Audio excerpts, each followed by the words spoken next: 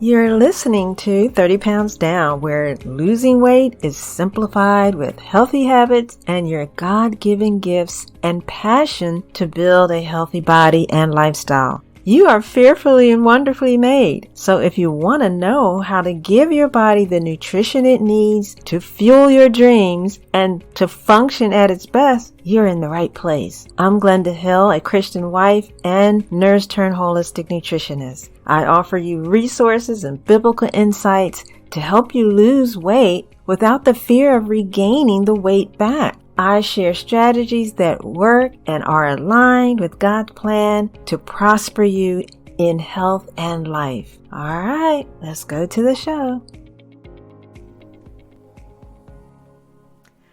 Hello, friend. Today I talk about a meal plan to help you lose weight faster.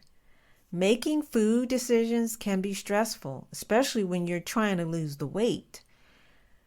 But when you have a meal plan in place, you eliminate the stress of decision making. If you find yourself getting frustrated with constantly thinking about what to eat, then this episode is for you. I know what it's like to have decision fatigue, and I know that having a meal plan is one of the tools that's going to work to have the less stress and to exercise self-control, practice portion control, and finally enjoy your meals without overthinking it. My goal here is to help you to reduce the stress, practice the self-control, and do it all in a way where you are enjoying the process and you have an effective meal plan to nourish your body. I use a meal plan and it helps me to stay organized. It helps me to exercise self-control, and I want to show you how to do this. When you plan your meals ahead of time, you can be assured that you're going to get the nutrition that your body needs. So to create this meal plan, I have outlined 5 simple steps for you to follow. But what happens when we don't have a plan in place? Well, it can lead to various problems that hinder your weight loss. Decision fatigue, irregular eating patterns, overeating, emotional eating. These are the types of stressors that contribute to weight loss plateau. That means you are at a point in your weight loss journey where you just stop losing the weight and you're really not at your goal yet. So you want to get moving on that again. Well, this is a solution for that. But the ideal here is that that's a stressor and it disrupts your hormones. It gets in the way of the metabolism and digestion. So without a structured meal plan, we tend to consume more calories than our bodies require. And so that's going to lead to weight gain. Now, considering all the issues that can arise from not having a plan in place, it's worth having a meal plan and considering meal planning as a form of self-care, because you're taking care of yourself by taking time to create a meal plan. You can alleviate the stress of decision making, the stress of that plateau, that weight loss plateau, the stress of the lack of progress in your weight loss journey. You can turn all of that around right now, my friend.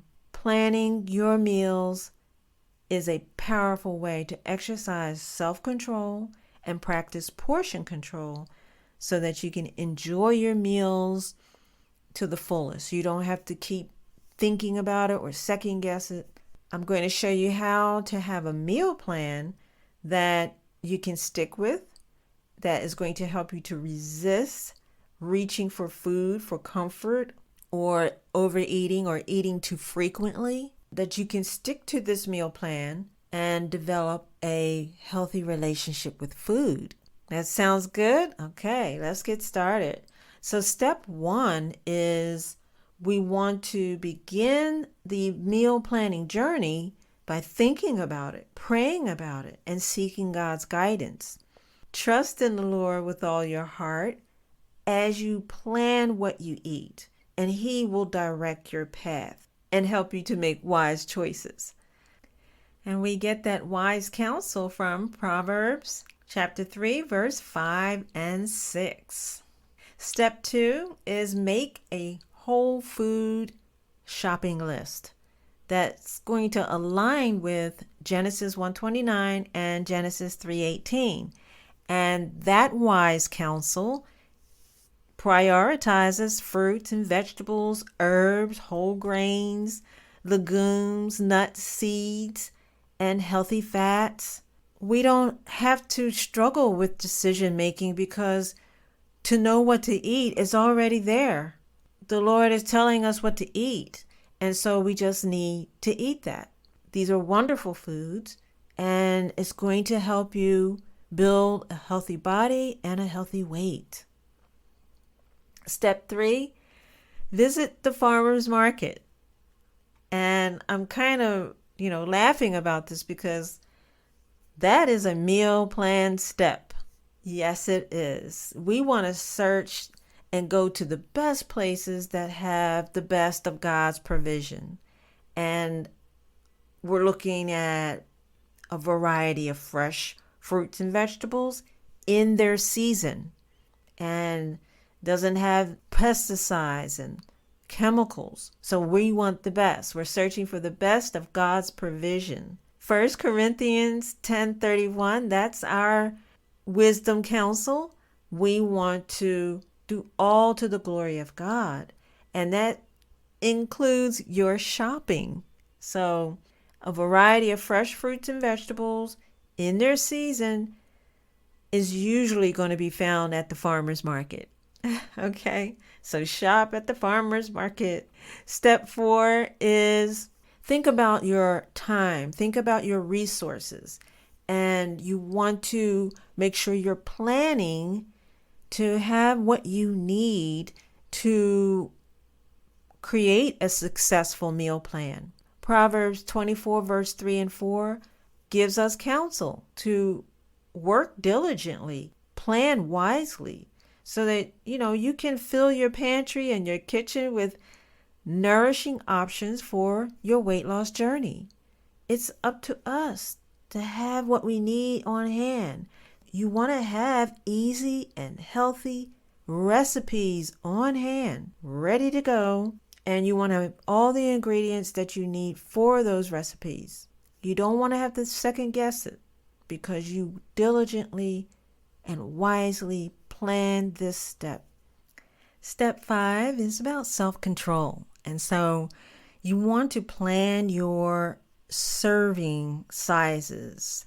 You want to make sure that you are getting enough to, energize yourself, thrive in whatever it is you're doing. However you are serving, you want to have enough food to have the energy to do the work that God called you to do. And so you consider portion control and exercise self-control. And here's some wise counsel that can help us because self-control is not easy. 1 Corinthians 6, verse 12 says that all things are lawful to me, but not all things are expedient. So you really want your portion sizes to be just what you need to do the work that God has called you to do. You want enough food in your portion sizes to be excellent in your parenting, excellent as a wife, be excellent as a ministry worker, a teacher, a nurse. Whatever you're doing, you want to consider what type of job you're doing, what kind of service you're doing. That's going to determine what your serving sizes should be. And when you read this and when you let it anchor into your heart, you'll see that it will convict you as to how much food you really need to eat. And this is powerful, but you got to let it work, all right? I honestly don't know how you will create meal planning that is going to fit perfectly into your busy day. But what I do know is that it is worth giving it a try. And the fun thing about this is that you can do it for 3 days, 2 days. You don't have to do it for 5, 7 days. You can do it for 3 days. I'm going to plan my meals for 3 days. It doesn't have to even be consecutive days. You may say, well, I'm going to plan my meals for the weekend, or just I'm going to plan my meals for Sabbath day, and just plan for that day. And you will be surprised the blessing you will receive. You have an honest heart. You want to do it. You want to give it a try. It is worth it. It's worth it, my friend. I hope you can see how a meal plan can empower you to take control of your weight loss journey, while at the same time you're nourishing your body, nurturing your mind, and it's bringing you closer to God.